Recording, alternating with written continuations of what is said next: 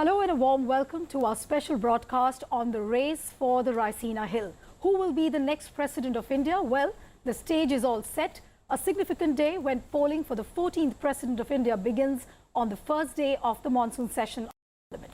It's a contest between NDA nominee Ramnath Kovind and the joint opposition candidate, former Speaker and diplomat Meera Kumar for the coveted post. Talking about the composition of the Electoral College, there are 776 MPs and 4,120 MLAs, taking the total strength to 10,98,903 votes. A lot has been said about 2017 president election. Is it about ideology or is it about numbers? Is it about caste or is it about an election fought above the political narrative? Well, Kavindra, what's your take? मैं हूं कविंद्र और आज दिन भर Rajya Sabha TV पर special coverage राष्ट्रपति चुनाव की, जिसके बारे में वोटिंग शुरू हो चुकी है जो शाम 5 बजे तक चलेगी। आपको बताएंगे अलग अलग राज्यों से आती हुई खबरें और तस्वीरें। साथ ही साथ हमारे साथ स्टूडियो में बेहद खास और एक्सपर्ट्स के साथ जो पैनल होगा वो आपको समझाएंगे कि असल में राष्ट्रपति चुनाव में जो तकनीकी पक्ष हैं वो क्या हैं, किस तरीके की परंपराएं हैं और इससे पहले के चुनावों से आज का चुनाव क्या फ़र्क है, क्या नई चीज़ें इंट्रोड्यूस की गई हैं और किस तरीके से ये परंपरा आगे बढ़ रही है। मैं तीनों मेहमानों का स्वागत करता हूं। जिस वक्त स्टूडियो में हमारे साथ सुभाष कश्यप साहब हैं, कॉन्स्टिट्यूशनल एक्सपर्ट हैं। सर, आपका बहुत बहुत स्वागत है।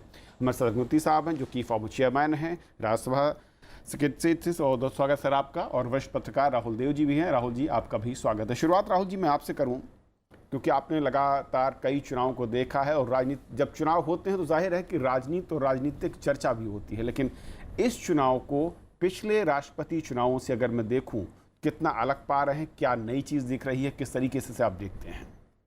देखिए, इस मामले में ये अलग नहीं है पिछले कुछ राष्ट्रपति चुनाव से। एक दौर था जब बिल्कुल निर्विवाद होता था राष्ट्रपति का चुनाव, लगभग सर्वानुमति से होता था और कोई बहुत ख़ास राजनीतिक महत्व नहीं रखता था। उसका महत्व एक औपचारिक संवैधानिक दृष्टि से ज़्यादा होता था, राजनीतिक घटनाक्रम के एक प्रमुख घटना के रूप में नहीं होता था। लेकिन कहेंगे कि सन 69 के बाद से वीवी गिरी का जो चुनाव हुआ उसके बाद से राष्ट्रपति चुनाव भी जो देश में एक व्यापक राजनीति चलती है, राजनीतिक पार्टियों की राजनीति चलती है, उसका एक हिस्सा बन गए। ये चुनाव भी हमने देखा कि सर्वानुमति की कोशिशें और इनकी आवाज़ें हमेशा होती हैं, इस बार भी उठी, लेकिन फिर वो बहुत जल्दी ध्वस्त हो गई। और ये भी अब हम देख रहे हैं कि पार्टियों के आधार पर ये चुनाव लड़ा जा रहा है। इससे पिछला चुनाव भी वैसे ही लड़ा गया था, आपको याद होगा, और उसमें भी विवाद हुआ था। संगमा साहब थे और तब प्रणब मुखर्जी, ये दोनों मुख्य उम्मीदवार थे एक दूसरे के सामने। और उस बार तो ये भी हुआ कि चुनाव में प्रणब मुखर्जी जब राष्ट्रपति बन गए उसके बाद पीए संगमा जो विपक्ष के एनडीए के उम्मीदवार थे, उन्होंने कुछ आरोप भी लगाए थे कि राष्ट्रपति के चुनाव में कुछ बड़े कुछ अवैध और असंवैधानिक तरीके अपनाए गए हैं। तो कई बार से हम देख रहे हैं कि एक अब विवादास्पद भी होते जा रहे हैं राजनीतिक चुनाव, राष्ट्रपति चुनाव, क्योंकि वो अब एक जो व्यापक राजनीति देश में राष्ट्रीय राजनीति चलती है उसके एक अविभाज्य और महत्वपूर्ण हिस्से के रूप में अब एक बन चुके हैं। अब ये दुर्भाग्यपूर्ण है या स्वाभाविक है, ये हमारे विशेषज्ञ बताएंगे। But Mr. Kashyap, if I could bring in you this discussion, presidential contests in the past we've always seen they're very tame, very predictable. But this year's election, 2017, the major narrative which is evolving out of this election is it about numbers or is it about ideology? What is your take on that?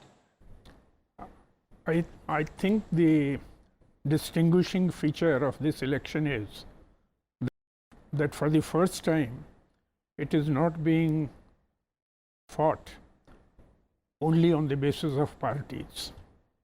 It is most unfortunate that the selection of both the candidates has been done not on any other basis but on the basis of region and caste, and keeping the electoral vote banks for general elections in view.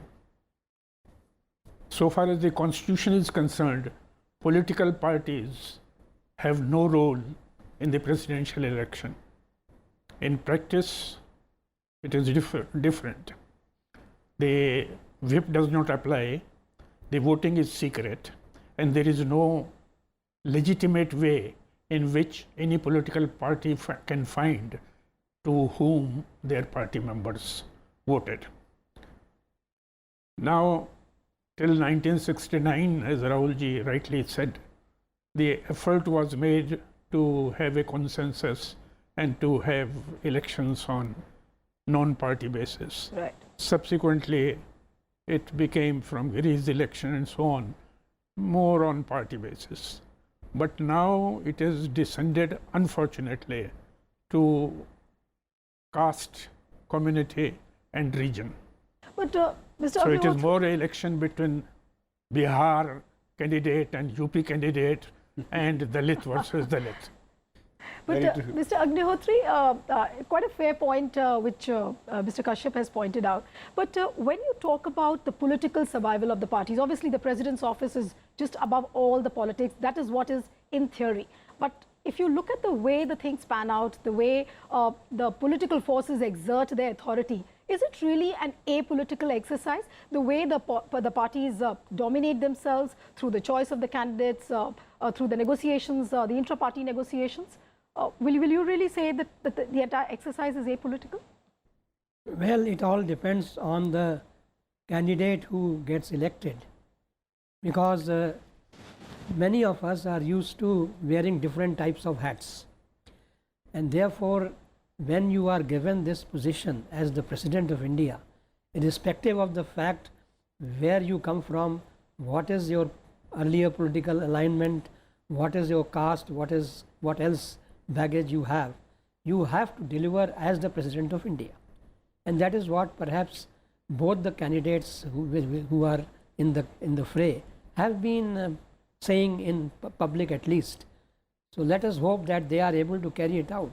But ultimately one must realize that we have a system which is a parliamentary system. And President is of course the head of the parliament, but he acts on the aid and advice of the cabinet. He has no independent role. So that is how at some point of time the President has to agree to what the political system is advising him or her. Because in the past also there have been instances when the President in his own wisdom thought that some matter that was brought to his notice or sent for his approval perhaps was not properly considered.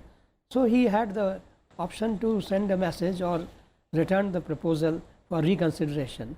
But our political system, our constitution does not really permit the President to act independently as it does in several other countries. जी, लेकिन कश्यप साहब एक चीज़ जो बात होती है, कहा जाता है कि उम्मीदवार भी राष्ट्रपति पद का वो राजनीतिक विचारधारा लाइन से अलग या पार्टी से अलग होता है। जब संविधान में इस पद की कल्पना की गई और उसके तमाम जो संवैधानिक प्रावधान दिए गए, क्या उस वक्त ये सोचा गया होगा कि शायद इसीलिए व्हिप नहीं लागू होता, पार्टी लाइन से अलग जाकर आप वोट कर सकते हैं? लेकिन आज की जो राजनीति है उसमें राष्ट्रपति पद की उम्मीदवारी तक वो तमाम जो चीज़ें सोची गई हैं, क्या वाकई वो इम्प्लीमेंट हो पा रही हैं या फिर बदलते वक्त के साथ ये चीज़ बदलती है? देखिए, अगर आप संविधान के अनुच्छेदों को देखें और जो संविधान सभा में बहस हुई उन पर उसको देखें तो ये नहीं कह सकते कि राष्ट्रपति को केवल एक फॉर्मल या नॉमिनल हेड बनाने की बात सोची गई थी। और जहाँ तक संविधान के अनुच्छेदों का सवाल है, ये भी नहीं कहा जा सकता कि राष्ट्रपति केवल मंत्रिपरिषद की एडवाइस पर ही काम करेगा, बल्कि संविधान में प्रावधान है कि राष्ट्रपति को क्या एडवाइस मंत्रिपरिषद देती है, it can not be questioned even in a court of law. वो राष्ट्रपति के और मंत्रिपरिषद के बीच में है, उसे क्वेश्चन नहीं किया जा सकता। और संविधान में स्पष्ट प्रावधान था कि there shall be a council of ministers to aid and advise the president, and the president shall be the executive head. All the executive powers shall vest in the president, Right. and shall be exercised by him, either directly or through officers subordinate to him. Okay. That is, president's powers can be exercised by him even directly or through officers subordinate to him, that means under his directions. बाद में subsequently much later एक amendment आया जिसके हिसाब से the president was suppose to act on the advice tendered. लेकिन उस amendment के बाद भी बहुत इम्पॉर्टेंट एरियाज ऐसे हैं जिनमें president cannot act, it is impossible for the president to act on the advice of the council of ministers. For example, appointment of the prime minister. Can the appointment of the prime minister can be made on the advice of the outgoing prime minister? Supposing a vote of no confidence has been passed in the council of ministers, can that council of ministers advise the president to dissolve the house? And many others. It's a long list of areas when the president returns something for reconsideration or review to the house, can it be done on the advice of the council of ministers? When the president refuses assent to a bill, can it be done on the advice of the council of ministers? A bill which has been passed by the house. In fact, there is an instance where a bill was passed by both the houses almost unanimously, and the president did not give his consent, assent, and it has not become a law to this day. Right. Rahul, if I could come to you. Yesterday, Prime Minister's statement, which came out after the all-party meeting, was actually a clincher and a subtle message where he hinted out that he would have welcomed if there would have been a consensus candidate. But the situation totally unfolded differently. But the way you have assessed and the numbers, the way the numbers are stacked right now, do you see that this presidential election has been reduced everything but to the margins now? It's about the margin of victory which comes towards Ramnath Kovind. Well, the arithmetic is fairly clear at the moment. There is no scope for any doubt about the outcome if things go the way they seem to be. And I don't think we are looking at the possibility of major cross voting, which has happened in presidential elections in the past. Right. So, I mean, politics is a game of, imponderables, so you never know ultimately what will happen. But the decks are fairly clearly visible today. As I said, parties normally and the seniors of democracy start by wishing for a consensus candidate.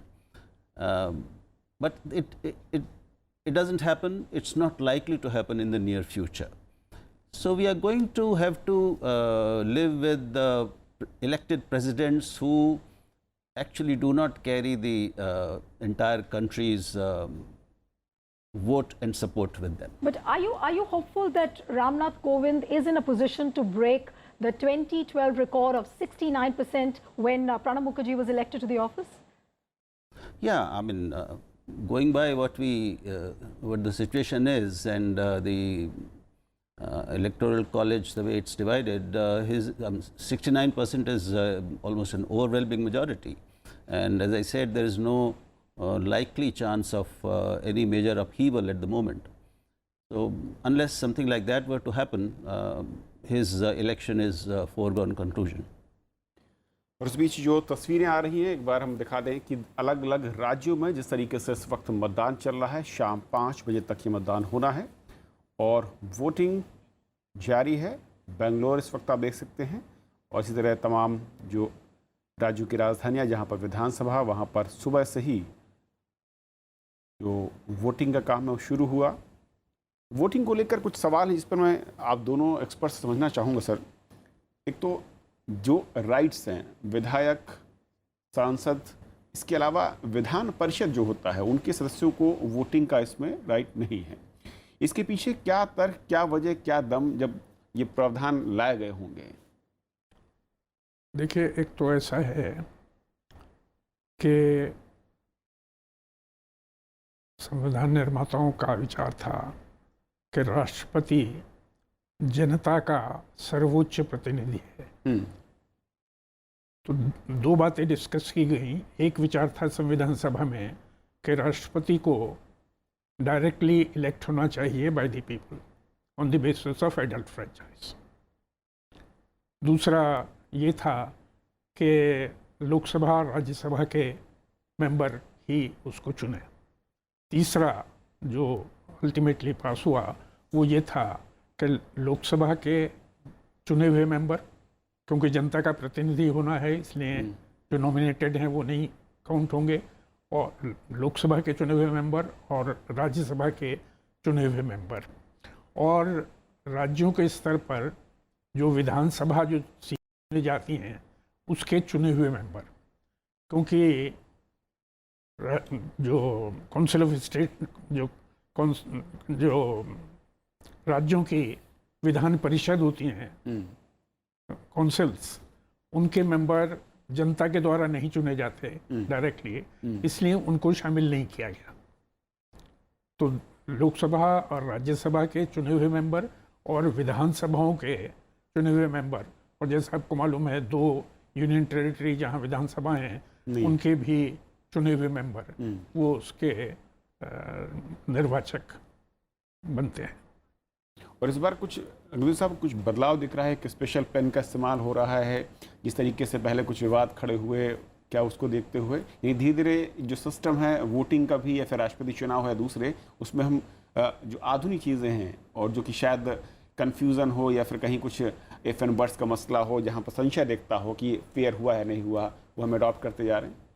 एक और चीज़ मैं कहना चाहूँगा शुरू में ही कि हमारा जो बाकी जो सिस्टम है इलेक्शन का, एमपीज़ और एमएलएस का, उसमें सिस्टम है फर्स्ट पास द पोस्ट। जो जिसको सबसे ज़्यादा वोट मिलते हैं वो जीतता है, चाहे वो 30% हो पूरे इलेक्टोरेट का जिन्होंने इलेक्शन में वोट दिया है, चाहे वो 25 हो, 50 हो, 40 हो, कुछ हो। और आजकल अधिकतर देखने में ये आया कि 50 से कम ही % वोट मिलने पर भी इलेक्शन में कैंडिडेट जीत जाता है। लेकिन यहाँ पर प्रेसिडेंट के लिए हमारे संविधान में जो विधान है वो ये है कि proportional representation by means of a single transferable vote.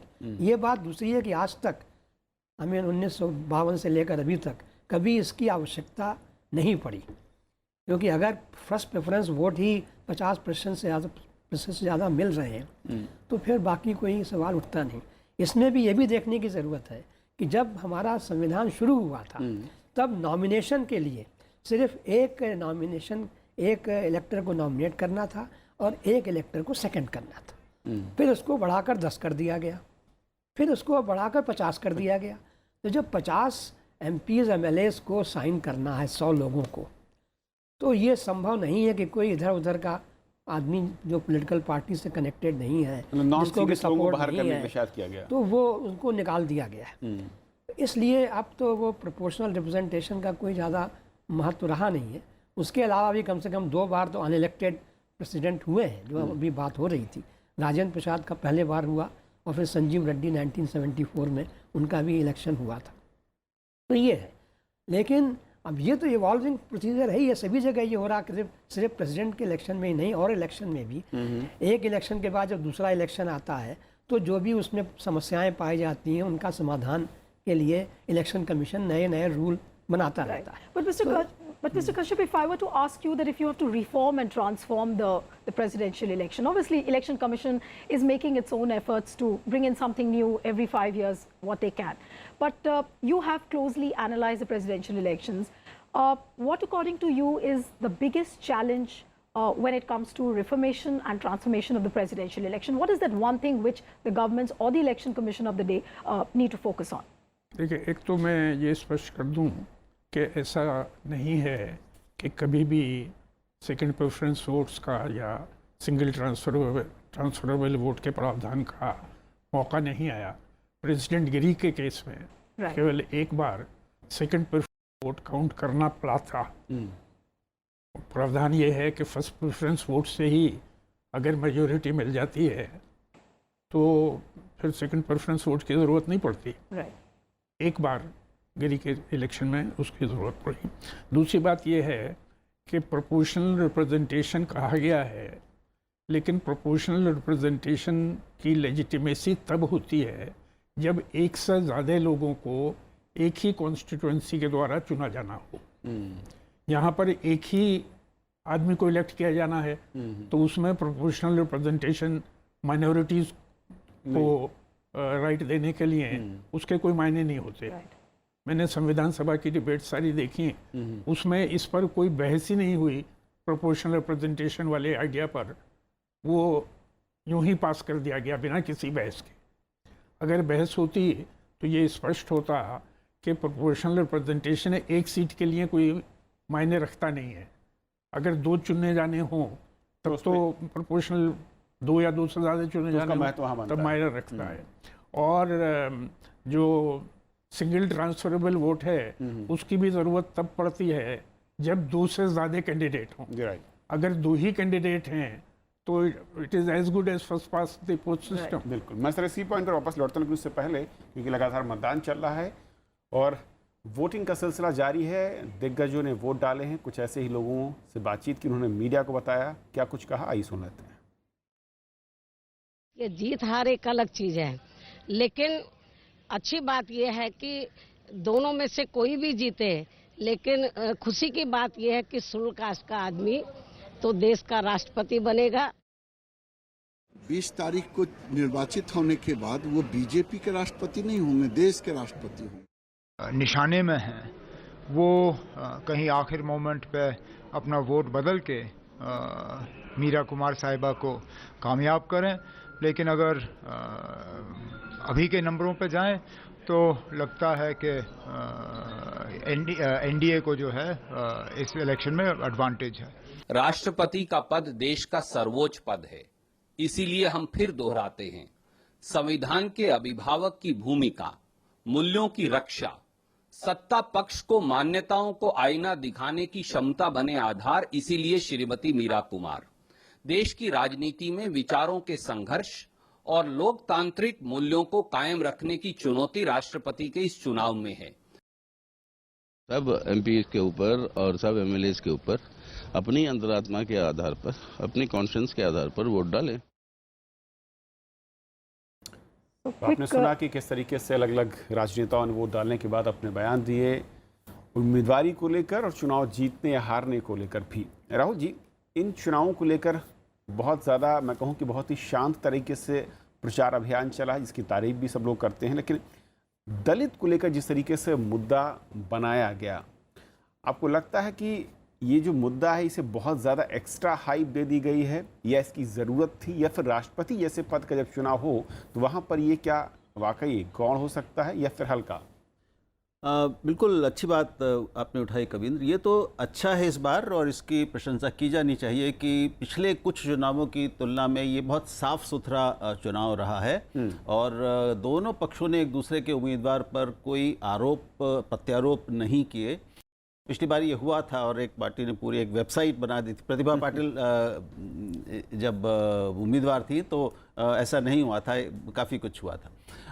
लेकिन दूसरा जो पक्ष आपने बात उठाई है कि ये इसको कम से कम मैं तो दुर्भाग्यपूर्ण ही कहूँगा कि राष्ट्रपति चुनाव को और उसकी उम्मीदवारी की कसौटियों को उनको भी प्रचलित राजनीति के मुहावरों में और उन कसौटियों पर खींच के उतार के लाना ये दुर्भाग्यपूर्ण है। राष्ट्रपति के लिए उसको इन केवल चुनावी मुद्दों से ऊपर ही रखा जाना चाहिए। ये संविधान की मंशा और मंतव्य भी यही हमें साफ मालूम होता है। तो इससे पहले भी दलित राष्ट्रपति रह चुके हैं, तो ऐसा नहीं है कि ये भारत के इतिहास में पहली बार कोई दलित राष्ट्रपति बनने की संभावना आई हो। लेकिन अब जैसे मैंने पहले कहा कि जो, और कश्यप जी ने भी कहा कि ये अब चुनाव अगले लोकसभा चुनाव की दृष्टि से और उसका एक हिस्सा बनकर इस चुनाव को हम देख सकते हैं। राष्ट्रपति का चुनाव बन गया है, ये दुर्भाग्यपूर्ण है। और उसी के हिसाब से अभी पैंतरेबाजी और तैयारी चल रही है, रणनीति और गोटियां बिठाई जा रही हैं, जिनमें जाति जो अब भी भारतीय राजनीति का सबसे बड़ा ताकतवर तत्व है, वो सबसे हावी इस चुनाव में रहा है। इसको मैं दुर्भाग्यपूर्ण कहूँगा। But Rahul, there are two parallel narratives which are running when you talk about the presidential election 2017. On one hand, it's a Dalit versus Dalit contest which has been pitted by the opposition and the government, and on the other hand, it's almost about a secular versus communal agenda. So how would you look at these two parallel narratives, as what you just pointed out, that it's about a larger battle of 2019, but two parallel narratives running for a presidential poll? Does it also not confuse the voters somewhere as to what the larger agenda of the political parties is going to be? Well, if we accept the reality that it is now a very much a part of party politics and ideological, political ideological politics, then it stands to reason that parties and each sort of grouping will seek to present itself as an ideological alternative to the other and better ideological alternative. But in this case, we see that parties which otherwise in the parliament and elsewhere in national politics also are opposed to the ruling dispensation, opposed to NDA, are supporting the candidature of the NDA candidate. Right. So it cancels itself out. The whole ideological point of view in this election at least cancels itself out. So these are clearly political candidates. And then the whole point, whole reasoning, whole logic and rationale behind the candidature, as we have been discussing so far, is out and out political. But Mr. Agnihotri, is it not some kind of a dichotomy or an irony, if I could say, that there is a contest for a very apolitical office, but the undercurrents which are flowing below the seat are totally political? This is, of course, a not reality. talking only about the present context, but also if you look at the times like 1969 and the post years, if you look at it has been totally political. That is, I mean, that is how the things have panned out in Indian context. And similarly, I can also give you the example that elections in the panchayats are also supposed to be not on political lines, but it is always politics and political parties, they always come into the fray. So that is the reality of life. I mean, it is not something that can be wished away. Subhash साहब, क्योंकि जब आपने लंबा अरसा देखा है चुनाव में, ये जो कास्ट फैक्टर से राहुल जी ने कहा, भारतीय राजनीति का एक ऐसा इंस्ट्रूमेंट है, एक ऐसा तत्व है जिसे मैं कहूँ कि रीढ़ की हड्डी माना जाता है, लेकिन क्या ये वाकई राष्ट्रपति पद जैसे चुनाव में इस तरह से इस्तेमाल पहले भी होता रहा है और हम उसको देखते रहे हैं, या फिर ये महज दिखाने की कोशिश होती है, लेकिन जो इम्पैक्ट पॉलिटिकल पार्टियां चाहती हैं जनता के बीच इस फैक्टर को लेकर, वो शायद नहीं दिखता? मैं नहीं समझता कि इस बार से पहले कभी जाति को इतना महत्व दिया गया जितना इस बार चुनाव में दिया जा रहा है। और हालांकि दोनों कैंडिडेट्स अच्छे व्यक्तित्व के हैं, उनके बारे में कहा भी नहीं गया अधिक एक्सेप्ट इन सोशल मीडिया, और कहा भी नहीं जाना चाहिए, नहीं कहा जा सकता, दोनों अच्छे व्यक्तित्व हैं, लेकिन उनके चयन का आधार जिस प्रकार जाति और रीजन को बनाया गया वो प्योरली पॉलिटिकल था। कास्ट बेसिस और रीजन बेसिस पॉलिटिकल एडवांटेज के लिए हैं और दोनों पक्ष उसके लिए बराबर उत्तरदायी हैं। ऐसा नहीं कि भाजपा ने केवल या सत्ताधारी पार्टी ने बनाया, दोनों ने इस बात को देखकर इन दो बातों को देखकर बनाया। ऐसा मैं समझता हूँ पहले कभी नहीं हुआ था। और राष्ट्रपति का पद सर्वोच्च पद है, उससे अपेक्षाएं की जाती है कि वो एक बहुत ऑब्जेक्टिव ढंग से काम करेंगे और दलीय आधार पर काम नहीं करेंगे। और दल भी, राहुल जी ने ठीक कहा कि पॉलिटिकल हो गया है, लेकिन पॉलिटिकली हो गया है, आइडियोलॉजिकल तो पार्टीज ही नहीं रही हैं। पार्टीज की कोई आइडियोलॉजी अधिक बेसिस नहीं है। Ideology is taking a back seat, has become more history. But we have to tell the viewers that the voting is still on. It began at 10 a.m. and it's going to end at 5 p.m. Those pictures which you see on the screen are from various states where the legislators are going and voting. Rahul ji, जिस बात का सुभाष जी ने जिक्र किया, मैं थोड़ा सा इसको और आगे समझना चाहूँगा आपके जरिए कि कहते हैं पॉलिटिकल पार्टियाँ वही मैसेज देना चाहती हैं जो शायद उनको लगता है कि पब्लिक एक्सेप्ट कर लेगी या उससे उन पार्टियों को कहीं कुछ फ़ायदा हो सकता है। चयन का आधार कई बार अलग भी होता है, लेकिन जब मैदान में यानी रणक्षेत्र में पार्टियां उतरती हैं, उस खूबी को दिखाना ज़रूरी है इस लड़ाई में, जिस खूबी के चलते आप अपने वोट बैंक, अपने इलाके की जो परिधि है, सीमा है, उसको बढ़ा सकें। क्या ये वाकई ऐसा है? बिल्कुल बिल्कुल ठीक कह रहे हैं आप। और ये हम देख सकते हैं, और ये एक और दुर्भाग्यपूर्ण पक्ष है इस चुनाव का है कि एक तरह से आप जब इस असलियत को सामने अपने रखते हैं तो आपको तुरंत समझ में आता है कि देश के सर्वोच्च पद का चुनाव जो अराजनीतिक होना चाहिए, संविधान की मंशा ये है, वो अब अगले आम सभा अपने आम चुनावों की पृष्ठभूमि तैयार करने वाला चुनाव बन गया है। यानी असली निशाना लोकसभा चुनाव है, असली निशाना राष्ट्रपति पद, उसके लिए किस तरह की चुनाव प्रक्रिया और चयन प्रक्रिया अपनाई जानी चाहिए, किन आधारों पर राष्ट्रपति हमारा चुना जाना चाहिए, वो अब गौण हो गया है दलीय राजनीतिक हितों के लिए। ये भी एक मैं समझता हूँ कि अच्छी टिप्पणी हमारे लिए नहीं है, लेकिन यथार्थ है तो इसको स्वीकार करना है। Right, that's quite a fair point which Rahul has just mentioned, that this election 2017 is like a platform or a base for the larger battle of 2019. Let's slip into a short break. On the other side, our continuous coverage for Race to Raisina Hill continues. Back in a moment.